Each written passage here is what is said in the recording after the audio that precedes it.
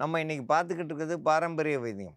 பாரம்பரிய வைத்தியத்தில் பின் தொடை அரிப்பு, பின்னாடி தொடை அரிக்கும், முன்னாடி தொடை அரிக்கிறது வேறு. பின் தொடை அரிப்புன கையை வச்சா சொரிஞ்சிக்கிட்டே இருப்பாங்க. இது ஏன்னா அதிக அளவு மது குடிக்கிறவங்களுக்கு, சாப்பாடே சாப்பிடாதவங்களுக்கு, அதிக அளவு உடல் உறவு கொள்கிறவங்களுக்கு, ரத்தம் பற்றாக்குறை இருக்கிறவங்களுக்கு, இவங்களுக்கு தான் பின்னாடி தொடை அரிக்கும். அவங்களுக்கான மருத்துவம் சாமந்திப்பூ,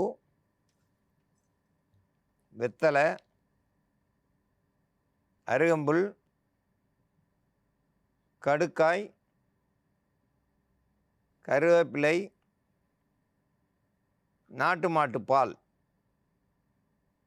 இதெல்லாம் கூட்டு கலவையாக சேர்ந்து இப்போ நம்ம மருந்தாக தயாரிக்க போகிறோம். பின் தொடை அரிப்பு, ரத்தோட்டங்கள் ஒரே சீராக ஓடாதது, ஸ்கின்னு நோய் வர்றதுக்கு அறிகுறி. ஃபஸ்ட்டு கையை வச்சா எடுக்க முடியாது. சில பேருக்கு படை மாதிரி வரும், சில பேருக்கு வட்ட வட்டமாக கருப்பு கருப்பாக இருக்கும். அந்த 2 பின் தொடை மட்டும் உட்கார்ற இடத்துல அந்த இப்படி தொடை இருக்குனாக்கா அந்த பின்னாடி மட்டும் இருக்கும். முன் தொடை அரிப்பு இருக்காது, பக்கவாட்டிலலாம் அரிப்பு இருக்காது. அடியில் மட்டும் அரிப்பு இருக்கும், படை மாதிரி வட்ட வட்டமாக இருக்கும். சில பேருக்கு வெயர்க்குரு மாதிரி இருக்கும், கொப்பளம் கொப்பளமாக வந்துடும். இதுக்கெல்லாம் காரணம் அழுக்குகள் தங்கி இருக்கிறது. ரத்தோட்டங்கள் குறைஞ்சாலும் அவங்களுக்கு அந்த அரிப்பு இருக்கும். திரும்ப அது சரியாகிட்டு ரத்தோட்டங்கள் ஒரே சீராக ஓடும்போதும் அவங்களுக்கு அந்த அரிப்பு இருக்கும். முதல்ல அதிக சூடாக விடாமல் பார்த்துக்கறணும் உடம்ப. போட்ட உடனே உடைகள் அவங்க அந்த பெட்டில் படுக்கிறது, உட்காருறது அந்த மாதிரி இருக்கக்கூடாது. இறுக்கமான உடைகள் போடக்கூடாது. போட்ட உடனே சூடாகிற மாதிரி உடை போட்டாங்கனாக்கா அரிப்பு கை வச்சா எடுக்க முடியாது, சொரிஞ்சு புண்ணாகிரும்.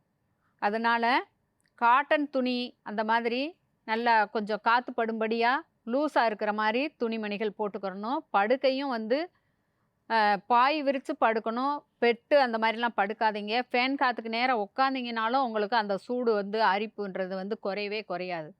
இப்போ அந்த பின் தொடை அரிப்பு சரியாகிறதுக்கான மருந்து தயாரிக்கும் முறையை பற்றி பார்க்கலாம். ஆணாக இருந்தாலும் பெண்ணாக இருந்தாலும் இருபாலருமே இந்த மருந்தை போட்டுக்கோங்க.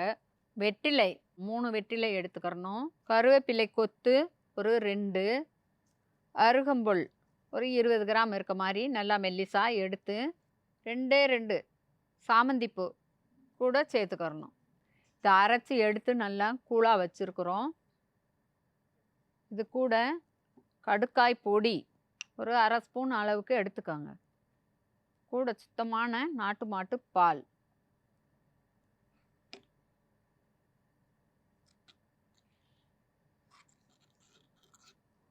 இதை பின் தொடையில் நல்லா தடவிட்டு துணி பட விடாமல் பார்த்துக்கணும். ஒன்று குப்புறா படுத்துட்டு தடவிக்கங்க, இல்லாட்டினாக்கா போட்டுட்டு துண்டை நல்லா தொடையில் பட விடாமல் துண்டு மேலே நல்லா கட்டிக்கிட்டு ஒரு தனி அறையில் நல்லா ஃபேன் காற்று படுற மாதிரி நடந்துக்கிட்டே இருந்தீங்கனாக்கா உங்கள் உடம்பு சூட்லேயே இந்த சார் உள்ளுக்க பட்டு ரோம கண்ணறைகள் வழியாக உள்ளுக்க கிரகிச்சுக்கிறப்போ உங்களுக்கு அரிப்புன்றது சீக்கிரமாக போயிடும். எரிச்சல், வலி, புண்ணெல்லாம் இருந்ததுனாலும் சீக்கிரமாக ஆறி போயிடும்.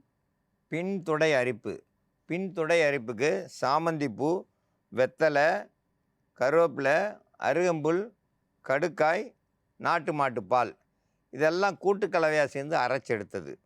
இதை அப்படியே தொடையில் தடவுனோம்னா அப்போவே அரிப்பு குறைஞ்சிரும். கை 2வது வைக்க வேண்டியதே வராது. இதை இரவு நேரத்தில் போட்டு பகலில் காலையில் வெந்நீர் வச்சு கழுவிட்டு வந்தீங்கன்னா சீக்கிரமாக அந்த தொடை அரிப்பு சரியாகும். தொடை அரிப்புக்கு இது ஒரு சிறந்த மருந்து. இந்த மருந்தை பயன்படுத்தி பயன்பெற வேண்டும் என்று கேட்டுக்கொள்கிறேன்.